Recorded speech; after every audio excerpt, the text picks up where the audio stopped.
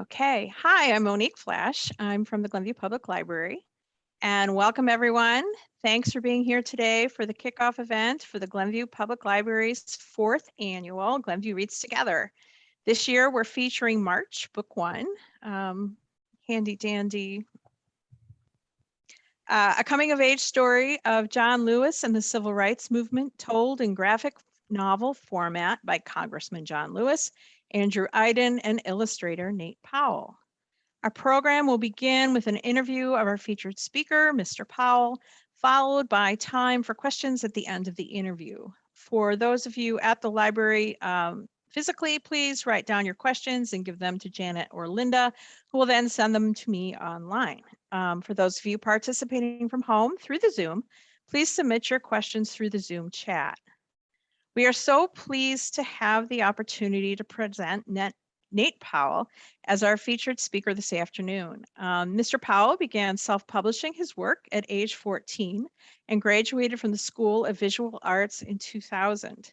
He's a prolific illustrator and author whose work includes the March Trilogy, Books 1, 2, and 3, the brand new graphic memoir essay, Save It for Later, Rick Riordan's The Lost Hero, and many other titles. He has also contributed to the just published title Run, Book 1, which continues the story of John Lewis's memoirs. Powell's artistic work has received many honors,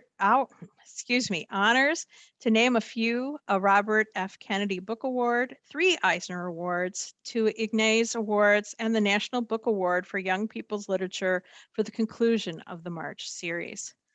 And now I have the honor of introducing to you Mr. Powell, who is joining us virtually from Bloomington, Indiana. Welcome and thanks for being here. Well, hey there, thanks for having me. We have a whole list of questions for you, so we'll get started. Ready. Okay. Why did you become an artist? Well, really, that was kind of a path that, like when I was 3, I started drawing and it immediately hit with me. I'd say the same year, so that would have been 1981, I got into comics because Spider-Man, the Hulk, and most importantly, Wonder Woman were all on TV at the same time. But I didn't really put 2 and 2 together that I should actually draw comics until, I guess, right before I turned 12. I had a best friend who had been drawing for a few years, but it actually took his suggestion, like, we should make comics together. And a light, turned on in my head. And I think that, that set me on a course from which I've never really veered. So it was just kind of one of those no-brainers. Because you have that you're publishing at age 14 in your bio. So I'm like, whoa, that's an early beginning. Yeah, we got serious really fast. So like 7th grade, we were hammering out a lot of pages. And there was one day that year where it was like, there was no day of school because of parent-teacher conferences or something. So my friend Mike and I were like, well, we could just like hang out and skateboard and stuff. Or we could try to do a 9-to-5 workday on our comics in this, in the break room at the office where your dad works, and let's see how much work we can get done. We actually got a lot of work done, and we came back from that experience, I think, with our 13-year-old minds, having a really nice proof of concept of what discipline can do. And we're like, okay, we need to make time for our comics. And about a year and a half later, we started self-publishing them. Awesome. When people hear the term graphic novel, they think superheroes, I think automatically. John Lewis is a superhero of a different kind. So how did this project come about? It's quite a story. Let's do a book about a special congressman. I mean, it's not your everyday, oh yeah, and we're going to make a graphic novel out of it. You bet. Okay, so the origin story for March begins about two and a half years before I came on board. So Andrew Iden, who's the co-writer of the books, but who actually is the writer of the script of the books themselves, he was a staffer with Congressman Lewis starting in early 2007. And so he started opening mail for him. And soon he became his press secretary on the 2008 campaign and basically started being his social He media. has a very tiny little part in the first book. He's in there. Yeah. So basically, like during that summer of 2008, while they were campaigning, it was like one of the bigger, a lot of questions kept coming up amongst the staff and talking to people on the streets. And a lot of it had to do with these major questions. How do we reintroduce and revitalize the history of the civil rights movement? How do we stress the importance of civic engagement and reintroduce the concepts of organized nonviolent protest and resistance? In a lot of ways, how do we help take back the narrative of what the Southern Poverty Law Center calls the 9-word problem in civil rights education in America, which is that most kids graduate from high school in America, including myself, knowing 9 words about the civil rights movement. Rosa Parks, Martin Luther King, I have a dream, and that's it. And you can't put together a people's movement that makes sense out of those 9 words. And so Andrew was getting gently made fun of at the office during one of the breaks during the campaign. And he's like, oh yeah, I'm gonna go to this comic convention in Atlanta. And some people were making fun of him. And John Lewis was like, don't make fun of him. There was a comic book when I was a teenager during the movement that was very influential. And Andrew was like, what are you talking about? And he was talking about this comic. This is an original from December 1956. Martin Luther King Jr. and the Montgomery Story. It was like a 16-page comic produced by the Fellowship of Reconciliation, detailing the Montgomery bus boycotts and an introductory primer, to nonviolence. By coincidence, it had just been digitized and uploaded by crmvets.org. So he went home and he read it online that night and was really taken by it. And then he came back the next day. He was like, Congressman, you need to do a comic about your role and the young people's role in the movement. And basically, that served as a proof of concept that he kept returning back to. All those big questions, he felt that a new, fresh, vital answer was making a comic. And he got laughed out of the room many times. Congressman Lewis was like, well, maybe. Hey, what's that over there? And Andrew was very persistent and stubborn. And after a few months, Congressman Lewis was like, okay, but only if you write it with me. And to condense it, they spent the next 2 years, Wow. Talking, writing, interviewing, re-interviewing, researching, and they signed a publishing deal with No Artist. And that was my publisher with whom I had worked for many years already. I read the press release and I was like, oh, what a cool graphic novel project, March. Well, back to work. Thankfully, my publisher called me on the phone and was like, hey, did you hear about this book we're doing, March? Well, I strongly suggest you try out for the role of artist. And that had to do with some stylistic reasons, some very practical reasons, like I don't miss deadlines, but also the fact that I'm from the South. I grew up in Alabama and Arkansas. My family's from Mississippi. And so a lot of the more qualitative information and the environmental information that goes into telling this story visually was stuff I was already familiar with. So I got in touch with Andrew and the congressman and submitted some pages, but about 2 weeks later, we just really clicked and moved straight ahead and never looked back. These next couple questions are kind of comboed, and it's more about the process. So you started essentially with the story already finished before you came on board. Yeah, there was a working draft of the whole trilogy initially as one book. That's another question. Was it too much for one book? Yeah, like the original script was, I think it was about 270 pages for this book, March. And I guess it's important to note that at the time, Andrew was really inspired by this 1950s comic. And aesthetically speaking, I mean, not only was it Andrew's first comic, sweating touching this book, it's worth like 500 times. But it's done very much in a classic, very graceful house style, but definitely got 6 panels a page, tons of text. Just a different concept than a lot of my own books were. So I was bringing my own storytelling style to the forefront. And I started reading the script. And about 2 days later, I emailed everybody. I was like, "Dear everybody, really excited about doing this. I just want you to know it's going to be about 600 pages. I hope that's okay with you guys."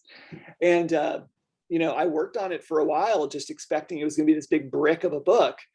And the first time Andrew and I met at 2012's San Diego Comic-Con, we were like, "Hey, why don't we just take the pressure off a little bit and divide this up by its natural chapter breaks and make it 3 books?" And that was really the extent of our decision-making process, was like, take the pressure off, give us a little bit of time. We didn't realize that what we refer to as the Harry Potter effect immediately kicked in, by which a lot of the material in book 1 is much more accessible for people as young as, elementary school. And certainly the material in book 3 is a lot more dense, more brutal. A lot more complicated. Yes, so readers can grow into the process. And that also just meant we were able to, thanks to March book 1 being a standalone item, be able to discuss this while we were working on it and build momentum. And it really expanded in scope and scale as a result of this, like, let's take the pressure off kind of decision. So when did you finally meet John Lewis in person? And what did you think when you met him? Okay, the first time we met, I actually, before March, I missed an opportunity to meet him. I was visiting my parents in Arkansas in 2007, and it happened to be during, I guess it would have been the 50th anniversary of the Little Rock Nine.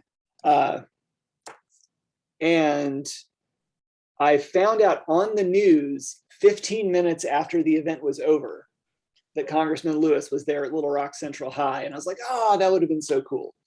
We actually met in September 2012, and I'd been working on March book 1 for a while. I was about halfway done, and I was headed to an annual comic convention, which usually happens this very weekend in the DC area. So I carved out an extra day to go down to the Capitol and the congressional buildings to get to meet him. And it's really funny to think back, because, I didn't really know how I should present myself or what to expect from Congressman Lewis as a person. So I dressed up in a 3-piece suit, like had the vest, was all buttoned up. It was so hot and muggy. So I was like sweating buckets underneath. I was like waiting for him to eat lunch in the congressional basement. And then I was dumbfounded, because waiting for him, like the elevator opened and just Ron Paul walked out past me. And I was like, "Ron Paul." And then I heard like, "Hello." And then John Lewis was right behind him. But he immediately put me at ease. We were eating cornbread and talking. And then we went up to his office and I looked through his archives, and it really, like, I immediately got a sense of the wonderful person he is, and the fact that his public persona is essentially the person you're getting. And so he really helped kind of set the tone for our collaboration immediately. Because in the book, I mean, it's reflected, especially in this first one, he's a kid, but he's a serious kid. He's not your run-of-the-mill, he's already thinking of being a preacher by the age of 10. For sure. So he has a very serious timeline from a very early start in there. So it reflects on the fact that he would still be that. I mean, obviously still be that way when he was much older. What you see is what you get.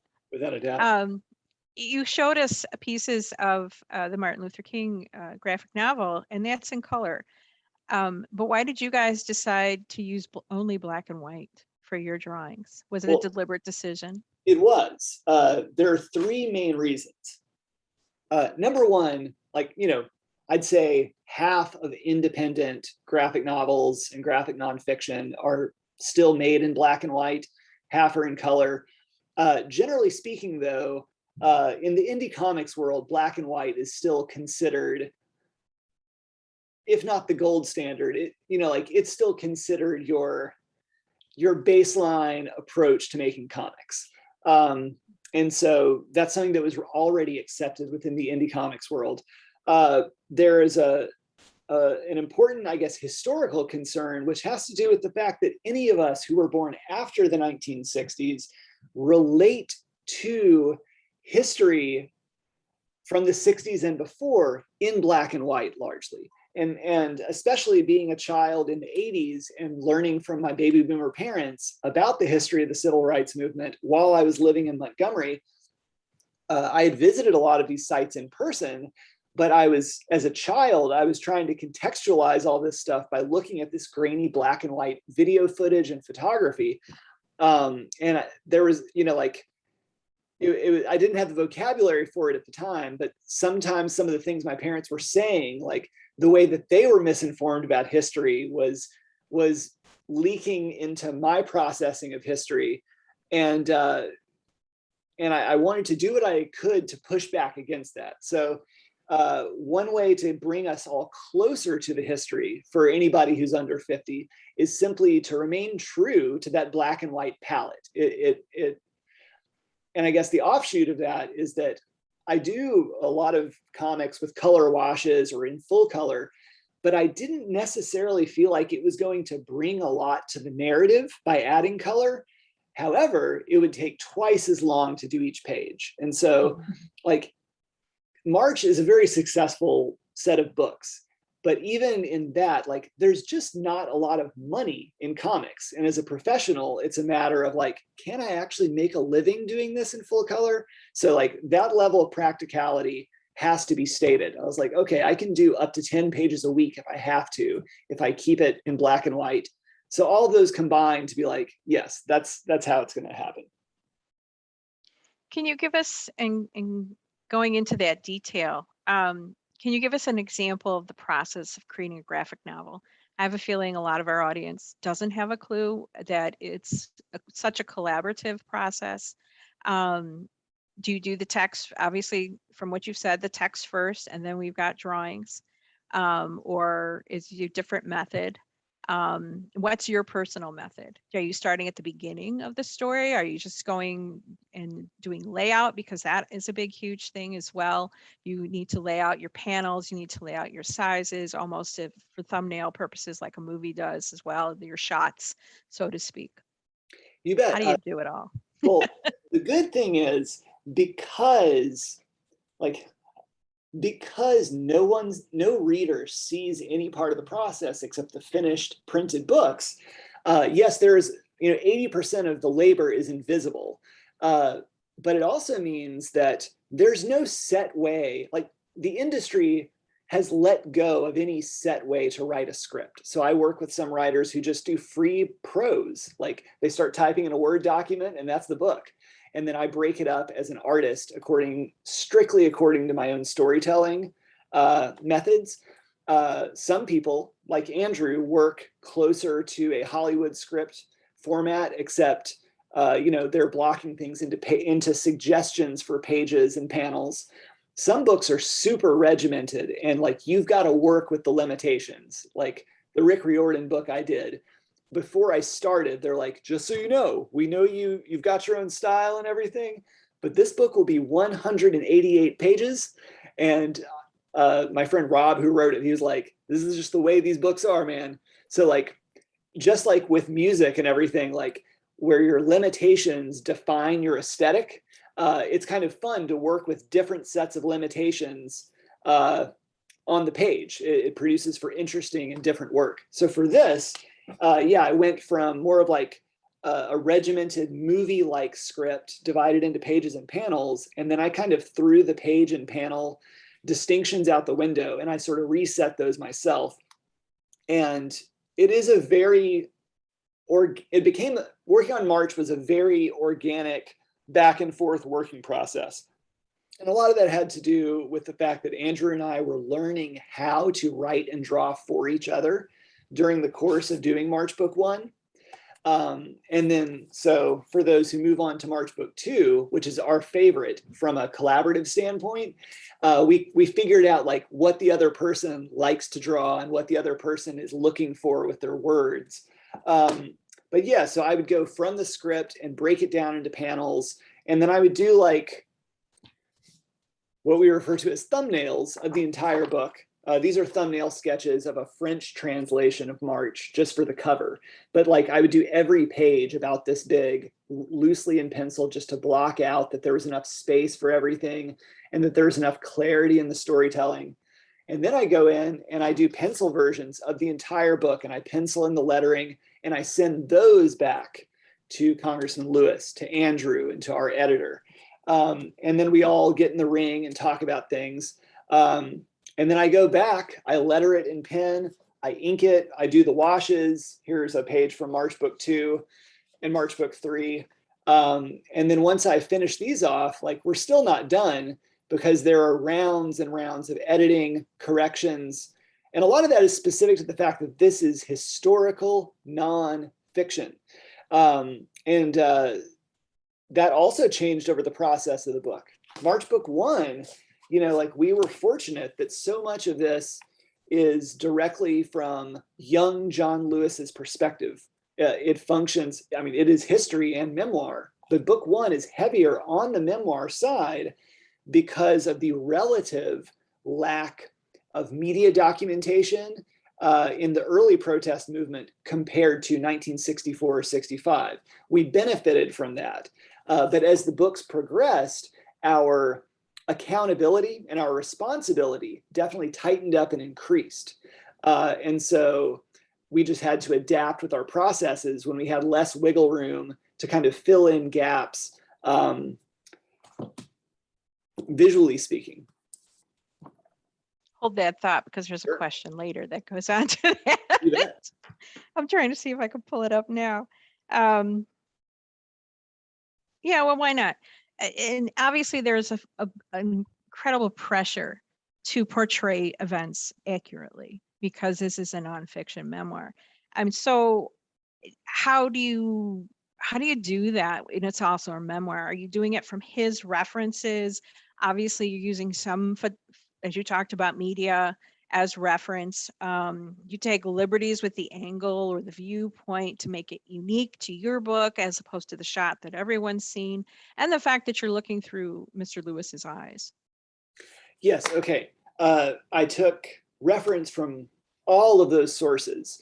And a lot of it simply had to do with, there's no neat way to describe this, but as an artist looking at a script for comics, learning to look in between the lines of the script, especially with nonfiction, recognizing that if there are details missing from a description or from dialogue in a script, that either means that the information exists and it's my responsibility to find it and hunt it down, or the information does not exist in a concrete way. And so sometimes that means I'm free to fill in the gaps in a responsible way. And other times it means I can't take that chance. So like for March Book 1, a really good example is that when we get into young John Lewis's life growing up outside of Troy, with the original set of reference materials that I got from the congressman and from Andrew,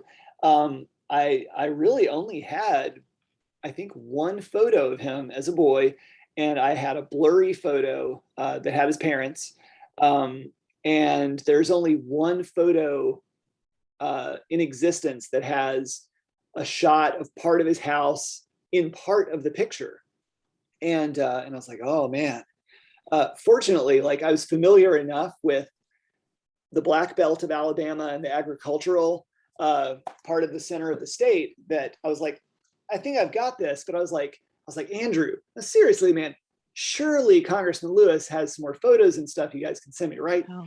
But so Andrew had to be like, this is where we get into, this is where, you know, the social political component of history, like you're talking about a poor Black farming family in hyper segregated Alabama in the 1940s. They did not have a camera. there are no photos of their farm, their home. These are the photos we have. And that was a really important kind of way to check myself and a really important way to set the tone going forward. So sometimes information is missing for a reason that is significant for this project as a whole. But yeah, generally, like if there was something I needed reference wise, I tend to think of it in kind of like in stage or movie terms. Like there are moments where I do need to focus on the blocking of a scene. If we're going to talk about, let's say, March 7th, 1965, Bloody Sunday in Selma, Alabama. The documentation is heavy enough on that we can look at everybody has to be in their proper place. Everyone has to be in their proper place. And specifically, when we're talking about everybody, the first 40 or 50 people in that column of protesters are individuals who can be tracked down. Congressman Lewis knows their names. And it's important to recognize, like, you don't want to bite off too big of a bite to chew and try to draw 600 individuals in that line of protesters. But yeah, so what I did was the first 40 people, I was like, I'm going to sweat over this table to draw these 40 individuals and then use my storytelling, use my drawing to allow the rest of the column of protesters to kind of become more vague. But yeah, so there's a level of accountability. Like part of doing March, which was very important to Congressman Lewis, was the fact that, yes, this is my account of this history and my role in it, but the entire point of the movement, and especially of SNCC, was that it was decentralized. This is not a story of leaders and, as Andrew would call it, gods and kings. And so we have to reflect that in wherever we can, widening the focus or turning our camera towards people who've been swept under the rug by a more convenient account. And for a lot of that meant highlighting women leaders in the movement, highlighting Bayard Rustin's role in the March on Washington, and before and after, and the fact that his name was basically erased from existence at the time by the fact that he was gay. And recognizing that if this was our chance to bring this history back to light, then we had to fight against the tendency to center John Lewis always, even though John Lewis's perspective is at the center of the story. So there was a balance. I noticed that right away when I reread March this morning, that his group was not the first group actually in the country to do the lunch time thing. You kind of notice that, okay, this group was working on it too. I'm sorry, I can't remember the name of it at the point, but they started a couple days early. They did it first, but you included it. So it wasn't as if that John Lewis's group was the be all and end all. It was a collaborative effort nationwide. And I guess in that context, it's important to think, like, we're talking about 18-year-olds who are organizing this localized movement, but we're also talking about 18-year-olds in 1959 or 1960 with a lot of like with no internet, with no cell phones, with no computers, etc. So for a bunch of these teenagers and college students doing their own thing, to find out that one state away, there's another bunch of college students who are independently thinking up the same idea and following through, like that's profound. And that's one of those moments where if I could go back and redraw March Book 1, I would expand upon that moment of revelation and connection a little more. As the books progressed, I did get a little more involved. Like I would work, 5 or 6 days a week drawing March, but every weekend or every other weekend for years, we were traveling across the country doing talks and book signings. And that was really, those weekends were my in-person opportunities regularly to ask follow-up questions and push back and ask for clarification. And so I was able to kind of press for my own details that I needed in real time while I was drawing. And that's one of those things I think I would have pressed for more about his personal, about the feeling of connection of learning about the Greensboro Four a week before they launched their sit-ins. Yeah, I think that's really great because it kind of gives you And especially as the books go through it, it gets more and more detailed as more and more events are going on that you do include, that it's not just this single group at the single time. It is Without a doubt. becoming a nationwide movement. Um, let me see here. We're skipping through here. So how hard was it to balance throughout the series? This is a coming of age story, the most maybe during the first book, but a civil justice story and history. How hard is that, to juggle that throughout the whole thing? And the fact that, he's basically a college student at the beginning of this and as it goes through to his adulthood. I'd say it seemed pretty natural, and I think Andrew did a really good job structurally speaking, being able to find one path that kind of was able to incorporate both of those components. The framing device for the entire trilogy, where the whole book, the whole trilogy is bookended by the experience, Andrew's real life experience of being a fly on the wall at the US Capitol during Inauguration Day 2009.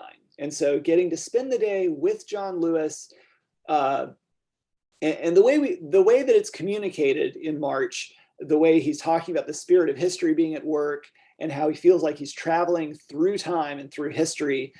This is how Congressman Lewis's mind really worked. And it was a really beautiful thing sometimes to see. Because this is a part of his mind and soul that really did operate on a different level. And there are these moments where we'd be traveling and he would visit places that were significant to him in his past. And I too got to witness him being like, oh, like, can you tell us these stories, and be like, spirit of history is at play here. But basically get the ability of Andrew to pull off framing the trilogy through the inauguration of America's first African-American president without it becoming a partisan display, by being able to focus on, visually speaking, how John Lewis, looking out from the US Capitol across the mall with the Lincoln Memorial at the other side of the mall, allows the reader to physically travel through the narrative and experience John Lewis traveling through his own life path that brings us to this moment. And I think it was really beautifully executed, but I think Andrew did a good job having off ramps so that he was able to switch gears from Congressman Lewis's subjective account to a more objective filling in of history along the way. And for him, it's like, it took me a while to realize what he meant, where he's like, oh, it's got to be in the congressman's voice. And I was like, yeah, like, I didn't understand at first, because I'm like, oh, I just do comics. It's like, whatever.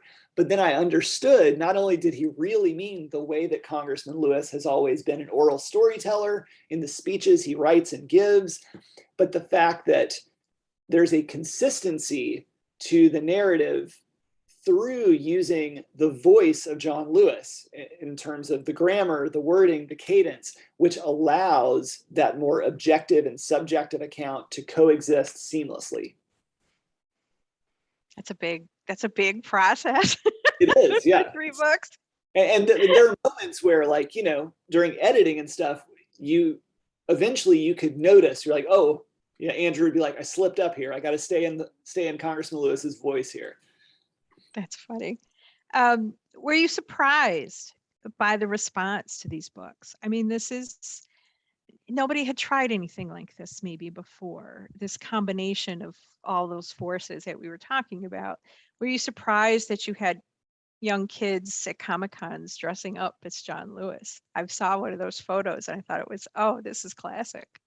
It's like, on one level, I knew that this was going to be a bigger project in a couple of ways than anything else I had worked on previously, but I didn't exactly know what that meant. I just knew I was entering a new body of work and kind of a new phase of life. But I really wasn't considering what that meant until the book came out.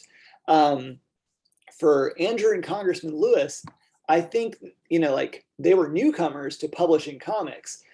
But I think when you put that in the context of John Lewis's life's work, and when you put it in the context of March perhaps being like his last great lasting contribution in terms of his life's path with nonviolent resistance and, pursuing democracy and voting rights, I think they knew what they were getting into. And this was the desired outcome, at least for Andrew, because Andrew's a comic book nerd and a part of John Lewis's life as a congressperson. So yeah, it was pretty crazy. Like the day that March Book 1 came out at San Diego Comic-Con, we did a panel talk, and then we did our first signing.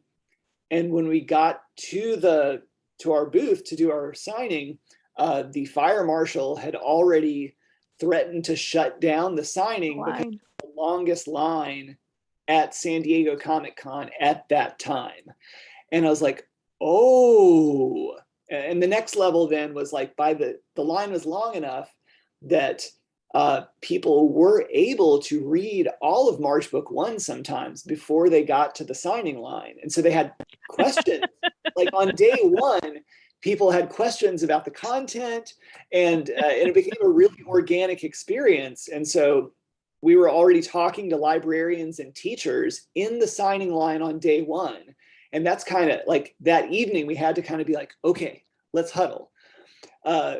The game has already changed, where we recognize that things are taking off, in a very real and visceral way. So how do we change how we speak and what we do, and accordingly, so that we're really able to like respect and recognize that this book appears to really be moving people?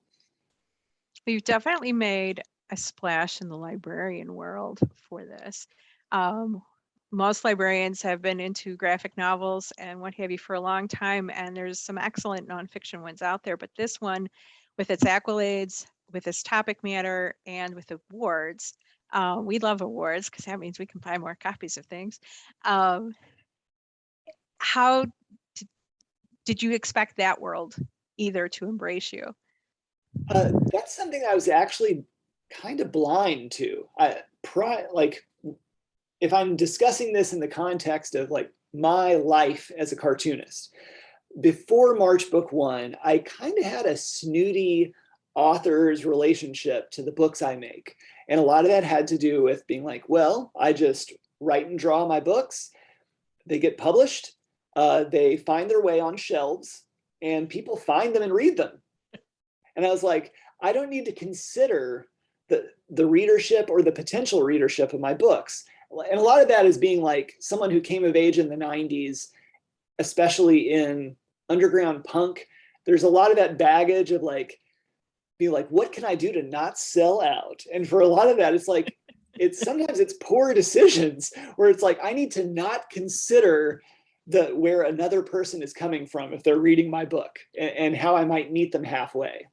And so it meant a lot to be immediately embraced by librarians and teachers and bookstore owners for these specific reasons. But then it was also a big wake-up call for me, because especially growing up in Alabama and taking for granted a certain kind of basic working knowledge of the civil rights movement, I brought that false assumption with me when I started drawing March, where I was like, even when I was reading the script for Book 1, I think we spent 2 or 2.5 pages giving an overview of the Montgomery bus boycotts. And I remember writing Andrew and our editor back and being like, you guys, like, we're fitting a lot in here. We're like, everybody knows about Rosa Parks and the bus boycotts. Do we really need to spend 2.5 pages on it? And Andrew was like, trust me, Nate, we do. And so when the book came out, it was sort of like a harsh reminder of the fact that my assumptions no longer apply for a generation or 2 generations younger than me. And it can never be assumed that these lessons are being taught in the home or in school or that history is even making its way into certain discussions.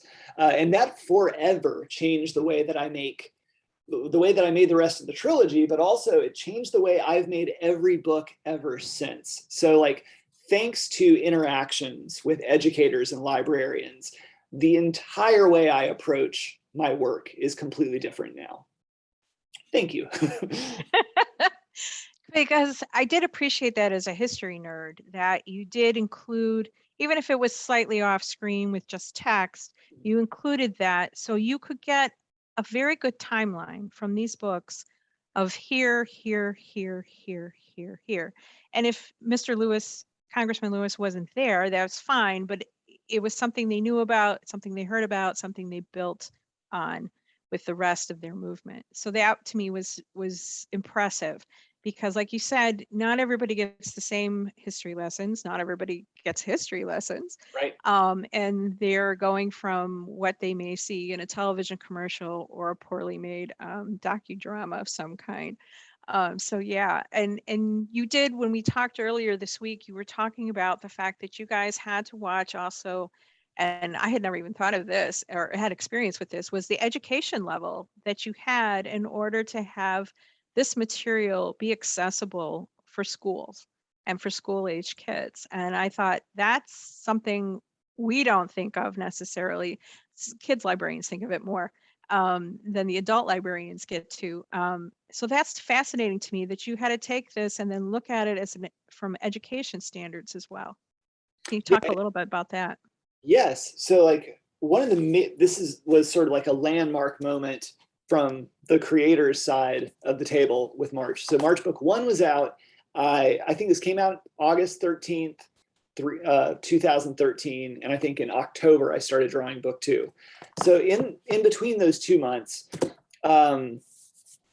basically we had heard within a couple of weeks when that school year started, be like, oh yeah, we've got this list of these teachers who have contacted us who are teaching March in schools in history class, which for some reason, like we'd never thought about that, even though it seems obvious, but we're used to like having graphic novels incorporated in English class.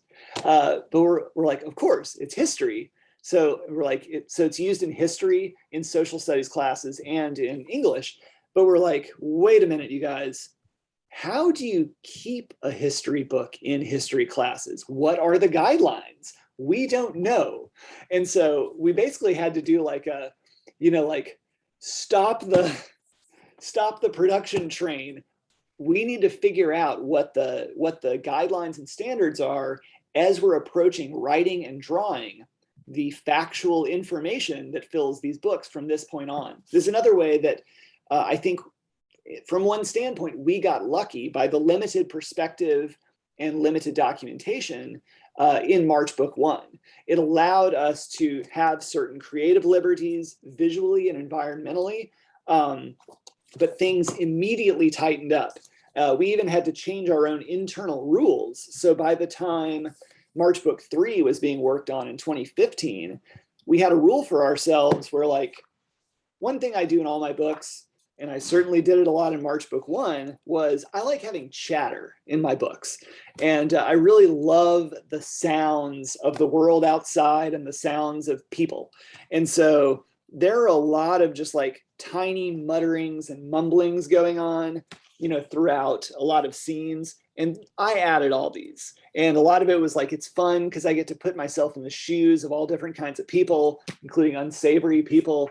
And it helps fill in the essence of the story. But by March book 3, we were like, we've got a lot of eyes on us. And we have a lot of people who seek to discredit this by being a comic, by being a powerful reintroduction of the civil rights movement and of voting rights. And basically, like, our rule for book 3 was, if we don't have documentation that someone said something, you can't have anyone say anything. So a lot of times in real time, we would have to go back into pages and figure out a new way to tell the story to get around those limitations.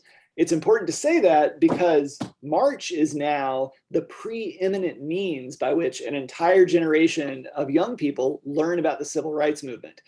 And so comics are often challenged, in schools and Yes. libraries, but Yes. that presents a vulnerability. Like, comics are always fighting for our legitimacy. So especially the fact that this is historical and it's nonfiction, but the vulnerability here is if March can be taken down, the greater goal is to take out civil rights movement history from schools. And that's the kind of thing where we recognize that by 2014 or 2015. And, it's I'm thankful that Congressman Lewis was no nonsense about that when we were initially discussing it. Like, it sounded a little dystopian in 2014 to bring it up, but he was like, yeah, that's the right approach. It is not a dystopian like vision of a future. It is the current battleground of teaching civil rights movement history. So that is reality. And I'm glad that we were able to recognize it on the horizon 7 years ago. Because I don't think people who aren't familiar with comics or graphic novels, however you want to call it, I don't think they realize how much it brings to a younger audience that has already accepted this medium. And it's a different way of telling a story with the art and the visual and just the way it's blocked out. Very, sometimes in some cases, movie-esque. But sometimes the art brings so much more to the story, especially for people who are more visually inclined. And the fact that these are used in your book, specifically March 1, is being used as the welcoming one class, one community book at several universities for freshmen. And I think that's fascinating. And various places have little book guides and stuff. And your own publisher has a book guide on how to teach Mart, which I thought was brilliant to help everybody along. Before I continue with another question, we'd just like to ask if any members of the audience has a question that they want to bring in, and I will try to read it properly off of the chat. But otherwise, I'm going to keep going on this. So artistically wise, who both, I'm going to say high art and comic art, Yeah. who are you fond of? Who would you love to been able to draw like, or something like that, even though maybe it's beyond your skill set? Who are your favorites? I'm most influenced by like I grew up reading 70s and 80s Marvel superhero comics. And so there's a part of me that is still trying to emulate my all-time favorite comic book artist, Arthur Adams. And the nerd in me, like, I'm thankful that over the past decade, I've been able to meet him several times. And the first time I met him, it's like, oh, hey, my name's Nate. And he saw my name tag and he's like, oh, you're that guy on TV news. Yeah, you did March. And I was like, what? So there's a part of me that is always channeling Arthur Adams. I think the greatest cartoonist of all time might have been Alex Toth, who's best known, I guess, for creating Space Ghost. But he has a long, long history of just like beautiful, stark, black and white detective and Western and Army comics. And is just a genius. But I was also like, I was influenced a lot in pre-internet Arkansas by discovering Japanese comics and cartoons. And so like Katsuhiro Otomo, who's best known for Akira, he has a book called Domu, A Child's Dream, which profoundly influenced me. And my contemporaries like Jillian Tamaki and Mariko Tamaki, the writer, they're both just profoundly awesome creators. I'm looking over here off screen. Looking at your bookshelf. Yeah, so the Tamaki cousins are a really big deal in my heart. And they're also just like, lately I've been reading a lot of Lind Ward, 1930s, early graphic novels that the WPA helped produce. These wordless woodcut, like actual graphic novels that are just really fascinating and ahead of their time, and they're wordless. Some of the WPA art is fantastic. If you start Indeed. looking at the Library of Congress, I'm highly into the posters myself. Right on. And I did not realize that they were graphic novels. I'm going to have to dig deeper into that. Oh, That's yeah. very cool. Yeah, well, but some of the art is fantastic. And they were doing this in order to make a living during that time period. That's right. That's awesome. Let's see here. I'm trying to read if we have questions or not. I'm going to keep going. Do you think this whole March experience, meeting John, you're not necessarily at a Comic-Con when you're at, the Congress, the Capitol building. It's a different experience talking about this on a news program versus talking about it in a Comic-Con panel. Both are equally valid, don't get me wrong, but it's a different kind of environment. Oh yeah. Do you think that this has changed your perspective on what you're working on now? Or has it changed your perspective of what comics and graphic novels can do? It's done both. I guess to answer the second part of that, yeah, it has certainly changed my perspective on what comics and graphic novels can do. Not that there weren't very powerful, effective examples prior to March, which influenced Andrew along the way. I mean, like the precedent that was set by, the other big three of graphic nonfiction, particularly like Mouse, Persepolis, and getting to see the impact in society and in culture was significant. But largely, like it had to do with, for me, like when I write and draw my own comics, I make a lot of, it may be like more magical realism oriented work. It's a little more horror tilted. It's like a mix of Ray Bradbury and Gabriel Garcia Marquez and Ursula Le Guin. But the further out there I get with each book, working on March has really emphasized the benefits of concreteness and clarity in storytelling. And so there were just a lot of practical limitations to get all that information in, especially in March Book 3. And by the time I got out of the trilogy, my approach to my own books was changed for the better, not only in how to take really far out there magical concepts in fiction and kind of nail them to the floor with a little storytelling clarity, and how that actually benefited it benefits the weirdness and lets you communicate the core ideas better. In that way, it really let me see what Ursula K. Le Guin was so successful at doing. But also, I feel like, I just had it. And I lost it. I perfectly was able to express that. But I guess, the important thing is, as you were talking about the difference between speaking in a comics world and being on like TV on a news program, this entire process has made me realize that there is a way to discuss really concrete worldly things or really far out there concepts in literature and in the work I do in a way that makes sense and that people respond to. And so in a lot of ways, this is something that has revolutionized my ability to even encapsulate the things I'm doing into words. It's funny, as a cartoonist, you kind of like lean on the fact that at least I'm drawing too, like I can convey something that's nonverbal, if nothing else. But ultimately, your aim is to be in a situation where somebody wants to hear your words about your work. And so I'm very thankful that I've gotten practiced enough at being able to nail down what the core of each book is and how it relates to the world around us. This is a question all librarians ask. What's on your nightstand right now? It doesn't necessarily have to be a graphic novel. What you reading? Here's what I've been reading in the last week. All right. Oh, you've got visuals. I just happen to have them here. I mean, you may not be able to tell. This is my nightstand's over here. This is actually my bed. But so I just finished Joan Didion, Let Me Tell You What I Mean, which is just mostly essays over 4 decades that hadn't been collected into other books. Yeah. But Joan Didion is just very, very special in my heart. And just like, what a distinct voice and person. So always a delight when a new Joan book comes around.